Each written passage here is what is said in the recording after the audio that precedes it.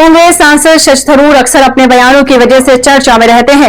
इन दिनों पूर्व प्रधानमंत्री जवाहरलाल नेहरू को लेकर सियासी शोर उठा है। बीजेपी नेहरू पर तंज कस रही है, तो वहीं दूसरी तरफ कांग्रेस सांसद शशि थरूर ने कहा कि वे भारत के पहले प्रधानमंत्री पंडित जवाहरलाल नेहरू को भारतीय लोकतंत्र का संस्थापक मानते हैं। हालांकि उनकी तारीफ या आलोचना के पक्षधर नहीं है। थरूर ने अपने नजरिए से नेहरू की तारीफ भी की और बीजेपी पर तंज भी कसा।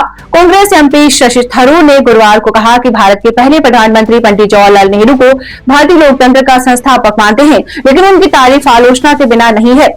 उन्होंने कहा कि नेहरू की गलतियों को मानना जरूरी है, लेकिन भारत की सभी समस्याओं के लिए सिर्फ उन्हें दोषी ठहराना गलत है।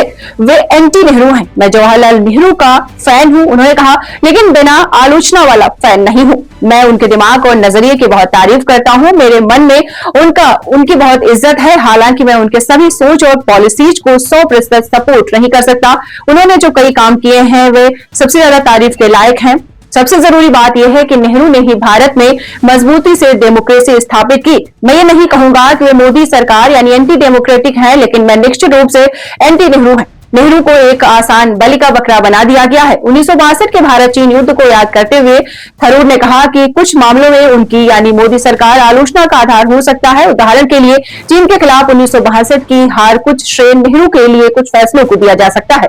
बीजेपी पर तंज कसते हुए कहा है कि वे जो करते हैं या ऐसा मुद्दा चाहे जो भी हो, हर चीज के लिए किसी एक आदमी को दोषी ठहराना सही नहीं है।